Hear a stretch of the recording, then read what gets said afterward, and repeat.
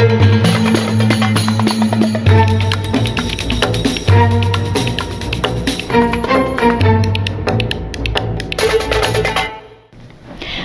my name is Jordan and welcome to Genie. Today we're going to talk about our top 10 games that we played recently. Kevin and I have been playing a lot of games lately, and we just want to talk about some games that we played.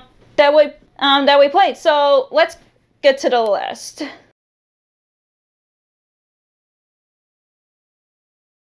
So the first game that we played recently is Root. Kevin and I actually played the mobile game version of the board game, and it was a lot of fun. I really enjoy playing it just because it gets me to understand the game more, just because like from playing the regular game of it, I try to follow along with the game because I always played the marquees, which is the cats in the game, and I end up like getting frustrated with the game. But with the mobile game, it kind of like reminded me how the game works, and I kind of got better at playing the game. And of course, Kevin played the Vagabond, which is a group of like different animals that they play as. And yeah, I had a lot of fun playing Root recently.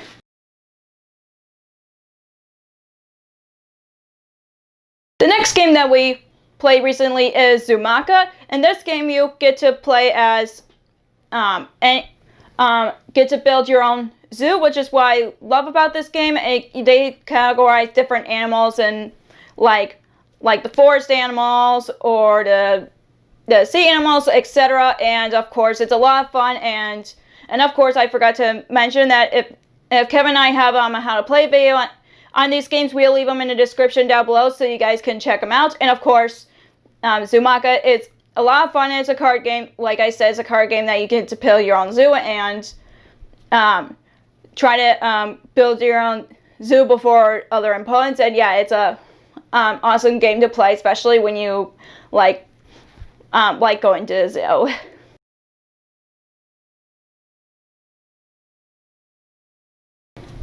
The next game that we played is Cetadel, which is a medieval themed game where you just basically try to build your own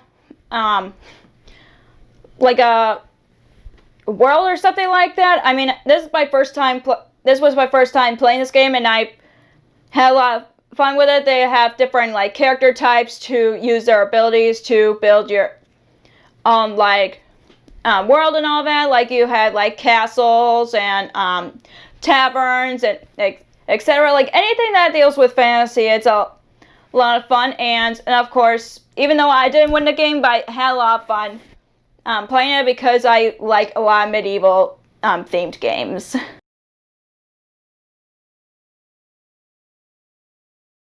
And the next game that we played recently is Isle of Cats. And of course, the goal of this game is to rescue as many cats as you can before, I forgot what the villain is for the game is called, but I really enjoy this game. If you like those board stack, brick stacking game, like, you know, like in one of those old games, like it's like a puzzle basically, because all the cats are like different forms of puzzles, and you try to film in the boat as much as possible. And yeah, I love this game, not just because I'm a cat person, but I just love the concept of the game, and I like how like you're basically rescuing as many cats as possible.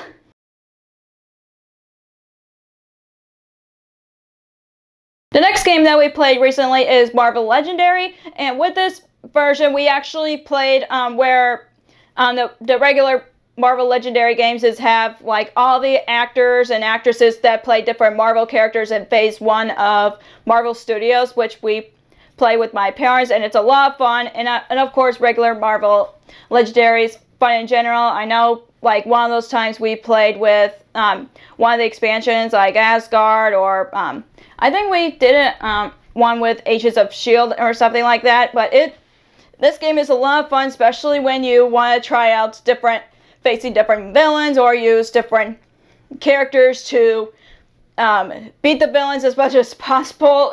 Yeah, I think it's a perfect game for anybody who likes deck building games or just Marvel in general.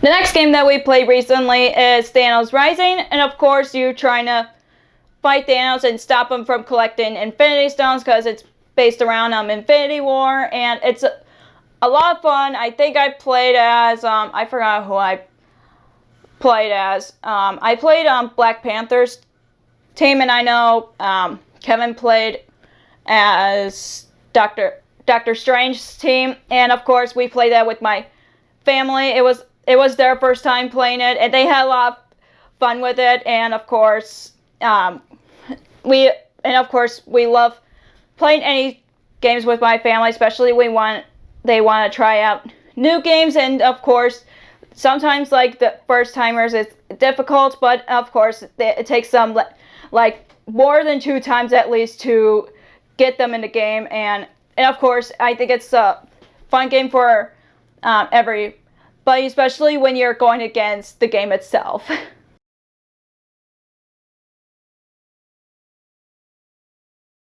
The next game that we played recently is Toy Story Obstacles and Adventures, and of course from the concept of the game it's similar to Harry Potter Hogwarts Battle, and of course instead of Harry Potter you have Toy Story. You get to play as Toy Story characters, and what's unique about it is you're fighting situations instead of a villain, which I really like about that. And of course trying to like I love the symbols that they use, like the Lexo Jr., that little lamp that is in the opening for Pixar, and then the Pixar ball itself. I really like that. And of course I like playing as Bo Peep and Jessie because those two are my favorite Toy Story characters. And of course, if you want to play as Jessie, you have to play Adventures 1 and 2 because that's Toy Story. Those boxes are from the first Toy Story movie and then the second one. And it kind of makes sense if you want to play 5 players with that game, and I want to play that with my family at some point because they love Toy Story as much as I do. And of course, it's really fun, especially when you want to play a game that's the same like concept as one game, but with a different popular franchise, which I really like. And of course, I just love Toy Story so much, and I just recommend anybody who wants to play this game.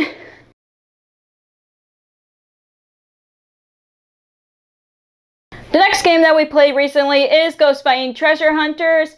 And the goal of this game is to collect all the treasures that is in a haunted house before the house becomes haunted. And of course, it's a lot of fun. Kevin and I have played the advanced rules in Gen Con a few years ago, and we had a lot of fun. And it was with the expansion, Creepy Cellar, I think that's what it's called, and it was a lot of fun. So Kevin gave it to me as an anniversary present, and of course, after getting that game, it's becoming one of my favorite games. And I think it's perfect for Halloween, especially when you want to play a game that has Halloween elements like ghosts and all that. I do recommend anybody who wants to try a game that is like very easy to follow, but also a lot of fun at the same time. And again, I think it's perfect for Halloween.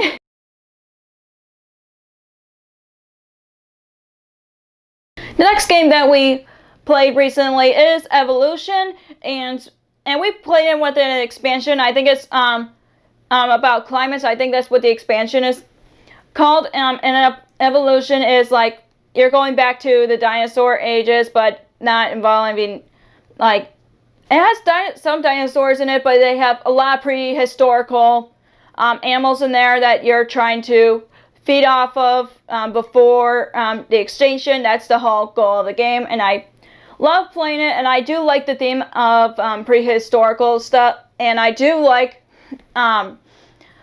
usually I don't like studying that stuff, but I still think it's cool to learn about it, like in school and all that. And of course, you try to create different species with this game, and I really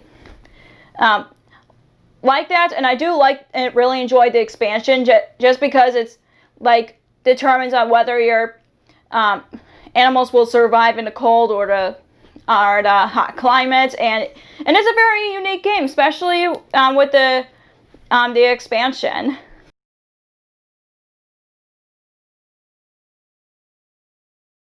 And the last game that we played recently is Quest for the Antidote. And of course, in this game, everybody start out being poisoned, and you have to collect all the ingredients to create an antidote before you ran out of breath. And this is another favorite game of mine, but we all decided to play it because we were going to sign up for the tournament at Gen Con. Of course, it was canceled, sadly. But we want to bring the tradition alive at home and play the game, and it was a lot of fun, even though it's not the same as Gen Con, but we still love playing the game regardless, and I do recommend it if you want a game that kind of has like a bit of a challenge.